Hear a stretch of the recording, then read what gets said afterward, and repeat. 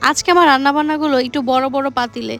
কারণ হচ্ছে আজকে আমি এক জায়গায় রান্না করে দিব। সচরাচর আমি খুব কম মানুষের জন্য রান্না করি। বেশি মানুষের জন্য আমার কখনো রান্না করা হয়ে ওঠে নাই। এটা ফার্স্ট টাইম এমন বলব না। এর আগেও হয়তো করা হয়েছে। তবে আজকে পরিমাণটা একটু বেশি। আমাদের খুব ক্লোজ একজন রিলেটিভ মারা গিয়েছে, তো উনার বাসায় খাবারগুলো পাঠানো হবে।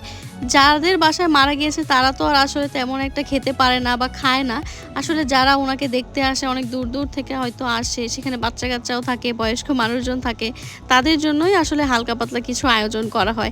আজকে আমি রান্না করতেছি দেশি মুরগির মাংস, সাথে গরুর মাংস, আলু দিয়ে ডিম ভুনা, ডাল আর ভাত। এই গরমের মধ্যে এর চেয়ে বেশি ভারী কোনো কিছু হইলে খাইতেও ভালো লাগবে না। প্লাস শরীরও অসুস্থ হয়ে যাবে আমার মনে হয়। যে গরম পড়ছে লাস্ট কিছুদিন ঢাকায়, অন্যান্য জেলার খবর আমি জানি না, বাট ঢাকায় আজকাল খুব গরম পড়ছে। এটা আর নেওয়া যাচ্ছে না। বৃষ্টি পড়লো বেশ কিছুদিন। খুব সুন্দর একটা ওয়েদার ছিল, বাট এখন অনেক গরম পড়তেছে।